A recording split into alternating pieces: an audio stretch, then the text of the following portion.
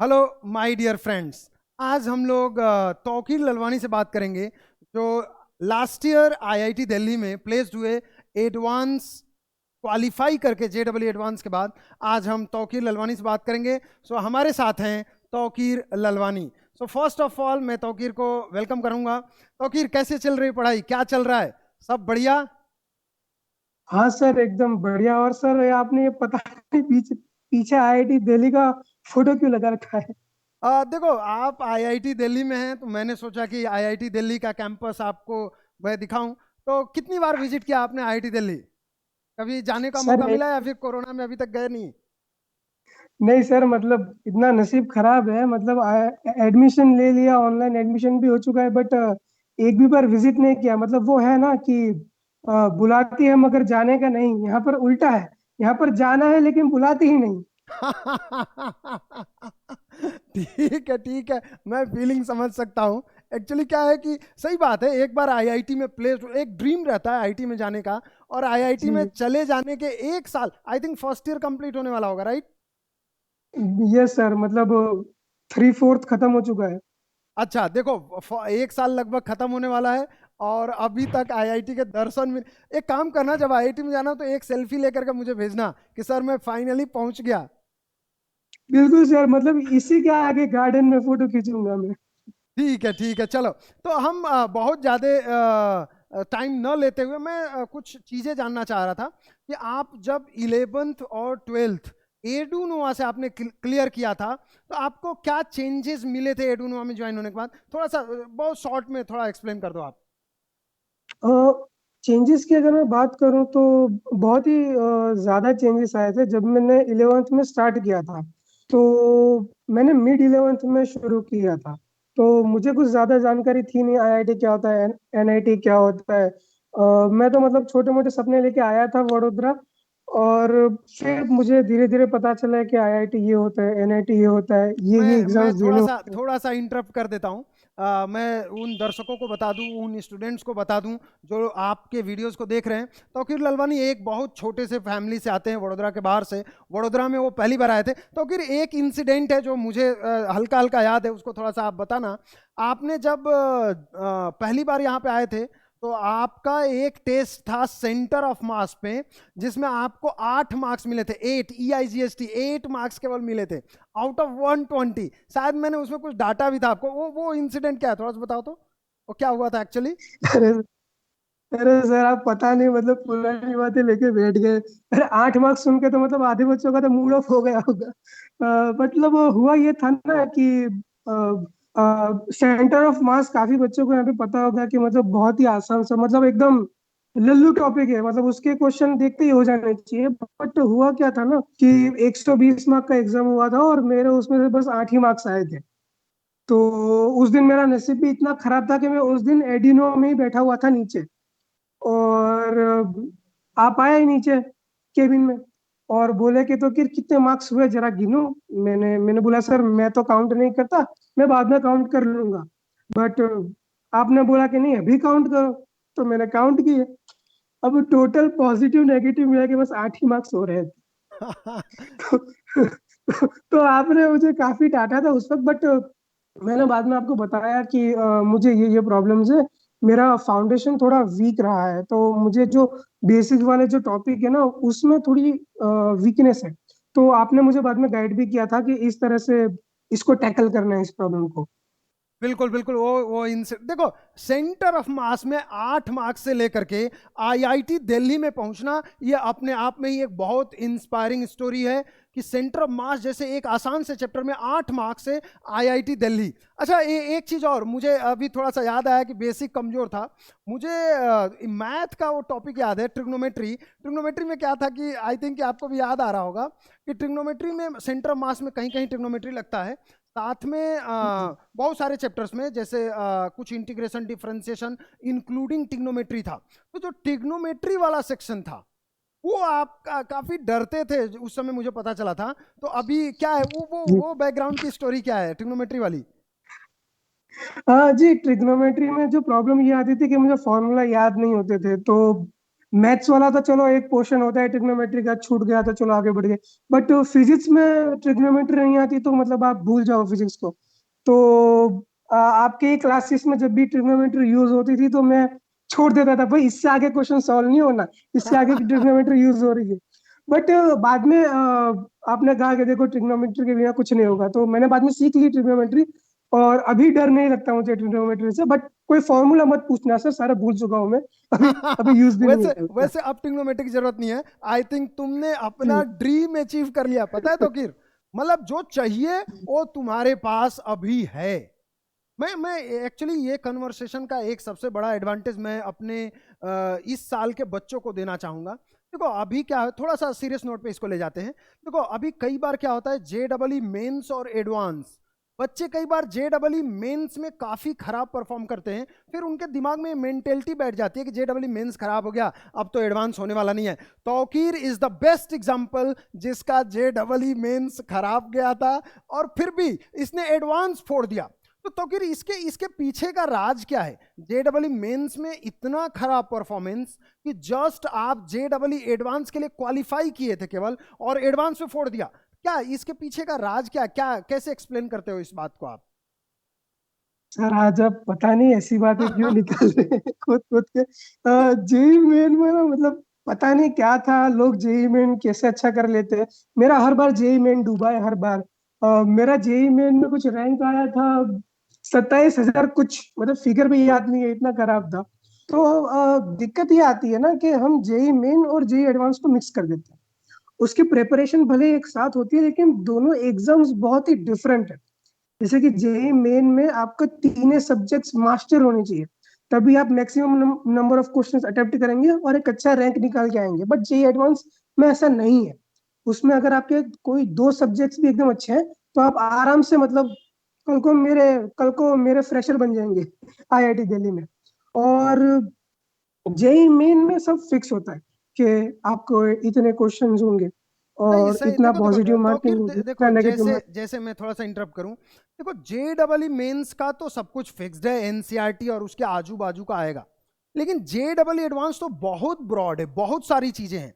तो मतलब इसको कैसे जस्टिफाई किया जाए कि जे डबल ई मेन्स हो ही नहीं रहा है, फिर एडवांस में फोड़ दिया? इसके लिए कौन कौन से बुक्स आपने प्रेफर किया, या फिर क्या स्ट्रेटेजी यूज किया? इसको थोड़ा सा मतलब बच्चों को देखो, अभी क्या है कि काफी सारे बच्चे हैं जो जे डबल ई मेन्स में जस्ट क्वालिफाई किए हैं, तो उनके लिए इंस्पिरेशनल हो ये कि हाँ हमें जे डबल ई एडवांस में फोड़ना है। तो उससे रिलेटेड कुछ थोड़ा सा बताओ आप, कि उन बच्चों को थोड़ा मोटिवेशन हाँ मिले जिन्होंने जस्ट जे डबल ई मेन्स क्वालिफाई किया है। हाँ, मतलब अगर जे मेन खराब हो गया तो डिप्रेस होने की बात नहीं है। आपको बस अपनी गलतियां पहचाननी है कि कहाँ गलती की। जैसे कि एक एग्जांपल लेते हैं ना, कि मैं क्या गलती करता था जे मेन में। मेरी स्पीड काफी स्लो है, मैं क्वेश्चन को बहुत ज्यादा टाइम देता था और ये मुझे जेई मेन में बहुत दिक्कत देता था। अभी जेई मेन और जेई एडवांस के बीच में 20 दिन का फर्क था, तो इसमें ऐसा तो था नहीं कि मैंने कुछ पढ़ लिया और जेई एडवांस क्रैक हो गया।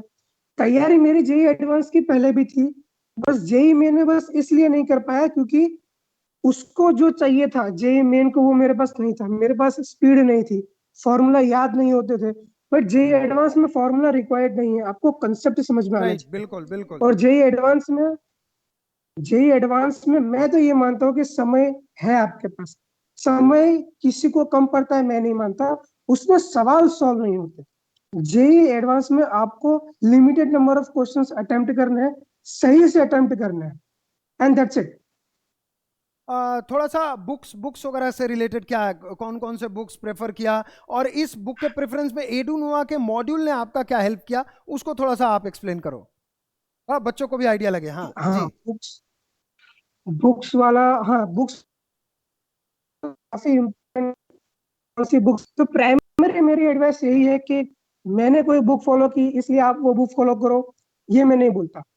आपको वही बुक्स फॉलो करनी है जो आपकी फैकल्टी आपको कहती है, क्योंकि वो आपका लेवल आपसे बेहतर जानते हैं। जिस वक्त मेरे 8 नंबर आए थे उस वक्त अगर शिव सर आप अगर ऐसा बोलते कि भाई तू इरोडो सॉल्व कर ले, तो शायद मैं उसके बाद फिजिक्स को छूता भी नहीं। सही बात है, राइट। सही बात है, तो राइट। तब तब तब सर ने मुझे वो बुक बताई जो मुझे उस वक्त रिक्वायर्ड थी। मुझे सर ने कहा कि एचसी वर्मा सॉल्व करो, फिर थोड़ा लेवल बढ़ेगा। फिर डीसी पांडे के ऊपर जाओ, और एक बार एचसी वर्मा, डीसी पांडे से आपका कंसेप्ट बिल्डअप होता है ना, फिर जो एडिनोवा का मॉड्यूल है उसका ऑप्टिमम यूज करना है। कैसे कि आपको उस मॉड्यूल में हर एक पैटर्न के क्वेश्चंस मिल जाएंगे। तो हाँ, वो जेई एडवांस में आपको लेबल वाइज मिल जाएंगे और जी आसानी से। आई थिंक कि जी वो सारी चीज़ें आपने यूटिलाइज किया होगा और उसका काफ़ी फायदा भी हुआ। चलो थोड़ा सा और मैं थोड़ा सा लीक से हट के बोलता हूँ, कुछ क्वेश्चन पूछता हूँ। आपका जो जर्नी था बाहर से वडोदरा आने का, तो अपने आप में एक बहुत बड़ी बात थी कि एक छोटे से जगह से आकर के आप वडोदरा में रुको, रूम लेके रहो, खाने पीने की दुनिया भर की समस्याएं, और फिर भी JEE कर जाना। तो आप एक इंस्पिरेशन है उन बच्चों के लिए जिनके फैमिली उनके साथ रहती है। आप तो फैमिली से अलग रह करके इतना सब कुछ अचीव किया, आप IIT दिल्ली तक पहुंचे हो, तो उनके लिए क्या कहना चाहोगे जो जिनके साथ उनकी फैमिली है, जिनके लिए उनके मम्मी पापा सपोर्ट करते हैं, और आपके मम्मी पापा आपसे दूर रह करके आपको कैसे सपोर्ट किए थे, वो थोड़ा सा एक्सप्लेन करो। अ, ये मतलब कभी कभी मैं सोचता हूँ तो कभी कभी मैं खुद इंस्पायर्ड हो जाता हूँ इससे। तो मेरे घर में ये नहीं पता था कि आईआईटी क्या होता है, एनआईटी क्या होता है। कभी कभी अभी भी जब आईआईटी बोलते हैं तो मुंह से आईटीआई निकल जाता है। तो वो बात अभी भी है। तो हुआ ये था ना, वडोदरा में मैं एक प्राइवेट हॉस्टल में रहता था, जी। और वो हॉस्टल कॉलेज वालों के लिए थी। हम्म। और कॉलेज में कोई पढ़ता लिखता तो है नहीं, तो वहां पे मैं और मेरा एक दोस्त, हम दो ही लोग थे जो 11th 12th में थे। तो वहां पे क्या क्या दिक्कतें आती थी, तो पहली बात तो अगर सुबह में जल्दी उठ रहा हूँ तो चाय नहीं मिलती थी। हम्म। और आप बिलीव नहीं करोगे, जब मैं एडिनोवा के एग्जाम्स देने आता था संडे को, तब मैं सुबह चाय नहीं AITS देने जब पीता। आप आते थे। जी हाँ, बिल्कुल, यस, एआईटीएस। तो मैं सुबह का चाय नाश्ता नहीं करता था, क्योंकि संडे को लेट नाश्ता मिलता था, तो मैं भूखे पेट देता था। और संडे को जब एआईटीएस हो जाता था, उसके बाद में जाके कपड़े धोता था हॉस्टल रूम पे। तो जो भी लोग घर पे हैं वो बहुत ही नसीबदार, मैं तो यही मानता हूँ। आपको कुछ नहीं करना, आपको बस पढ़ना है यार। आपको कोई कपड़े नहीं धोने, आपको कुछ नहीं करना, एकदम चिल रिलैक्स होकर पढ़ना है। तो आप तो बहुत नसीबदार हो। सही बात है, सही बात है।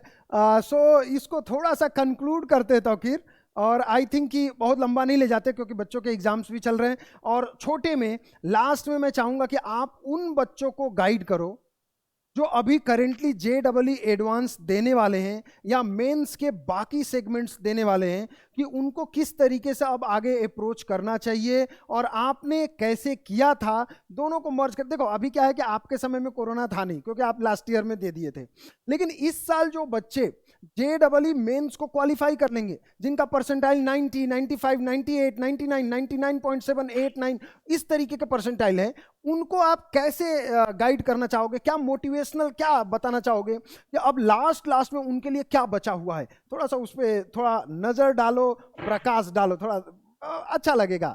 यस। सबसे पहले जेई मेन जैसा भी हुआ सो हुआ, उसको भूल जाना है। अगर आप जेई एडवांस के लिए एलिजिबल हो, तो सरकार ये तो आईआईटी मानती है कि आप एलिजिबल हो आईआईटी में एडमिशन लेने के लिए। तो आपको जेई एडवांस में फुल फोर्स के साथ जाना है। जेई मेन में जैसा भी रैंक आया कोई भी दिक्कत नहीं है। जेई एडवांस आपकी अगली सीढ़ी है, उसको फोड़ना है। तो जेई एडवांस में क्या होता है ना कि वो बच्चों को एलिमिनेट करते हैं, और उनके पास काफी तरीके हैं बच्चों को एलिमिनेट करने के लिए। वो आपको पूरी तरह से फिल्टर कर देंगे इसमें। जेई मेन में सबको पता है, जग जाहिर है कि इतने क्वेश्चंस आएंगे, पॉजिटिव 4 मार्क, नेगेटिव 1 मार्क, सब कुछ क्लियर है। पर जेई एडवांस में ऐसा नहीं है। जेई एडवांस में आपको ऑन द स्पॉट सरप्राइज मिलेगा। अगर सरप्राइज नहीं मिला तो वो एक सरप्राइज की बात है। इसलिए आपको खुद को तैयार करना है कि मैं जब भी एग्जाम दे रहा हूं तो सारे एग्जाम्स अलग अलग पैटर्न के हो। ये पहली बात। दूसरी बात, आपको आपकी बॉडी का स्टेमिना बढ़ाना होगा, आपको आपके मेंटल स्ट्रेंथ बढ़ानी होगी। जो क्वेश्चंस आपको एग्जाम में मिलेंगे वो आपकी जर्नी के one of the toughest right. Questions आएंगे। इसलिए अगर कोई क्वेश्चन आपको नहीं आता तो द बेस्ट चॉइस इज उसको छोड़ के आगे बढ़ो। मान लो आप केमिस्ट्री कर रहे हो, पहला सेक्शन नहीं हिला, छोड़ दो, सेकंड सेक्शन पे जाओ। थोड़ा बहुत हुआ, जितना हुआ उतना किया, फिजिक्स पे जाओ, नहीं आ रहा मैथ्स पे जाओ, पूरा पेपर खराब गया कोई दिक्कत नहीं, अगला पेपर फोड़ेंगे। बहुत बार ऐसा होता है कि पहला पेपर टफ निकाल देते हैं, आधे बच्चे डिमोटिवेट हो जाते हैं और दूसरा पेपर ही आसान होता है, बट उनका पहले से डिमोरलाइज हो जाते हैं। तो वो नहीं करना है। याद रखिएगा, आपको जेईई एडवांस में लिमिटेड क्वेश्चंस करने हैं, उसी के बेसिस पे बहुत ही अच्छी रैंक आ जाती है। इसलिए डीमोटिवेट तो बिल्कुल नहीं होना है। और ऑब्वियसली यार बहुत बच्चे डीमोटिवेट होंगे, तो उसके कंपैरिजन में आप तो प्रॉफिट में ही हो। थर्ड थिंग, बॉडी को कैसे ट्यून अप करना है एग्जाम के लिए।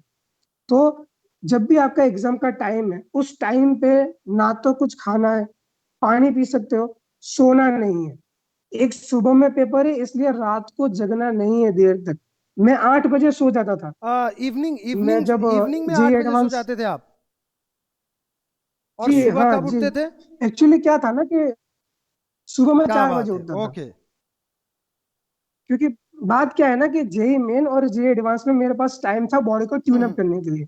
और वडोदरा मेरा सेंटर था, 2 घंटे की मेरी जर्नी थी मेरे घर से सेंटर तक की। इसलिए मुझे 8 बजे सो के 4 बजे उठना होता था।